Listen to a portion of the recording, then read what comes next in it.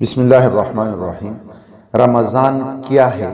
اور یہ مہینہ کیوں اس قدر محترم ہے اللہ کے نزدیک؟ تو اللہ تعالیٰ خود قرآن میں ارشاد فرماتے ہیں، شہر رمضان الذی انزل فیہ القرآن ھدی للناس وبینات من الھدی والفرقان۔ ماہ رمضان ہے جس میں قرآن مجید بھیجا گیا ہے، یعنی انس و جن کو راہ راست پر لانے کے لیے جس عظیم کتاب کو اللہ نے دنیا میں بھیجا ہے، یعنی قرآن پاک کو، وہ اس عظیم مہینے میں بھیجا گیا ہے۔ اس مہینے کو رمضان کیوں کہا جاتا ہے؟ تو حدیث شریف میں آتا ہے فَإِنَّهَا تَرْمِزُ الذُّنُوبَ، یعنی یہ مسلمانوں کو گناہوں سے پاک صاف کر دیتا ہے۔ رمز کا مطلب ہے جلا دینے والا، تو یہ گناہوں کو جلا دیتا ہے، مینز مسلمانوں کو گناہوں سے پاک صاف کر دیتا ہے رمضان۔ ایک اور پوائنٹ جو اس مہینے کو ممتاز حیثیت بخشتا ہے وہ یہ ہے کہ اللہ تعالیٰ نے اس مبارک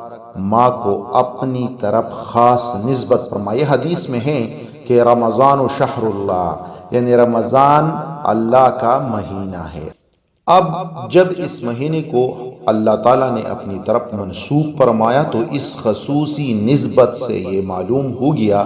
کہ اس کو حق تعالیٰ کے ساتھ کوئی ایسا خصوصی تعلق ہے جس کی وجہ سے یہ مبارک مہینہ دوسرے مہینوں سے ممتاز اور جدا ہے۔ یعنی حدیث کے الفاظ میں نے آپ کے سامنے رکھ دیے، رمضان شہر اللہ، یعنی رمضان اللہ تعالیٰ کا مہینہ ہے۔ اب خصوصی تعلق سے مراد یہ ہے کہ اللہ تعالیٰ کی تجلیات خاصہ اس ماہ مبارک میں اس درجہ نازل ہوتی ہے کہ جو دوسرے مہینوں میں نہیں ہوتی، گویا موسلادھار بارش کی طرح خصوصی تجلیات الہیہ اس مبارک مہینہ میں برستی ہے۔ اور اللہ تعالیٰ نے جن کو سینس دیا ہے، یعنی وہ پہنچے ہوئے لوگ ہیں، وہ ان کو، جس کو اللہ نے بصیرت کی آنکھیں دی ہے، وہ ان تجلیات کا مشاہدہ کرتے ہیں اور ان کی فیوز و برکات سے مستفید ہوتے ہیں۔ حدیث کی طرف جاتے ہیں۔ حضرت ابو سعید خدری رضی اللہ تعالیٰ عنہ سے روایت ہے کہ حضور صلی اللہ علیہ وسلم نے ارشاد فرمایا کہ جب رمضان المبارک کی پہلی رات ہوتی ہے تو آسمان کے دروازے کھول دیے جاتے ہیں اور ان دروازوں میں سے کوئی دروازہ بھی رمضان شریف کی آخری رات تک بند نہیں کیا جاتا، اور کوئی مسلمان بندہ ایسا نہیں ہے کہ رمضان شریف کی راتوں میں سے کسی رات میں نماز پڑھے مگر یہ کہ اللہ تعالیٰ اس کے لیے ہر سجدہ کے بدلے میں 2500 نیکیاں لکھے گا، اور اس کے لیے جنت میں سرخ یاقوت کا ایک مکان بنا دے گا جس کے 60,000 دروازے ہوں گے، اور ہر دروازے کے لیے سونے کا ایک محل ہوگا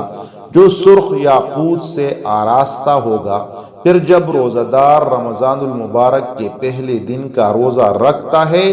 تو اس کی گزشتہ سب گناہ معاف کر دیے جاتے ہیں۔ اللہ اکبر۔ اور اس روزہ دار کے لیے روزانہ صبح کی نماز سے لے کر غروبی آفتاب تک 70,000 فرشتے اللہ تعالیٰ سے مغفرت چاہتے رہتے ہیں،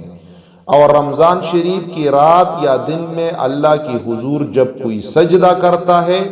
تو ہر سجدے کے عوض اس کو جنت میں ایک ایسا درخت ملتا ہے جس کے سائے میں سوار 500 برس تک چل سکتا ہے۔ اور یہ حدیث ہے ترغیب و ترہیب کی۔ اس طرح حضرت ابن عباس رضی اللہ تعالیٰ عنہ سے روایت ہے کہ حضور اکرم صلی اللہ علیہ وسلم نے ارشاد فرمایا کہ بلا شبہ جنت ماہ رمضان کے لیے شروع سال سے آخر سال تک سجائی جاتی ہے۔ جب رمضان شریف کا مہینہ شروع ہوتا ہے تو جنت اللہ تعالیٰ سے عرض کرتی ہے، اے اللہ، اس مبارک مہینہ میں اپنے بندوں میں سے کچھ بندے میرے اندر قیام کرنے والے مقرر فرما دیجئے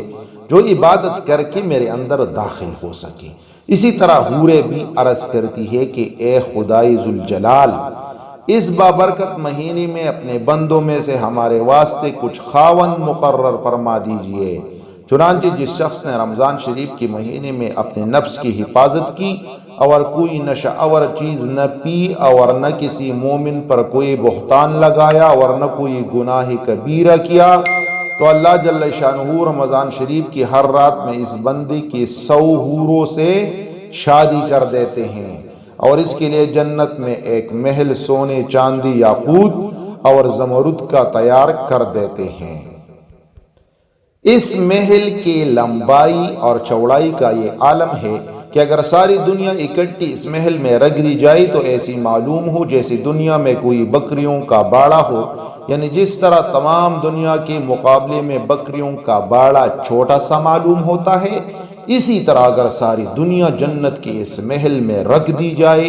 تو بکریوں کے باڑے کی طرح چھوٹی سی معلوم ہوگی۔ اور جس شخص نے اس مبارک مہینے میں کوئی نشہ والی چیز پی یا کسی مومن پر کوئی بہتان لگایا یا کوئی گناہ کبیرہ کیا تو اللہ تعالیٰ اس کے سال بھر کے نیک اعمال ختم کر دیں گے۔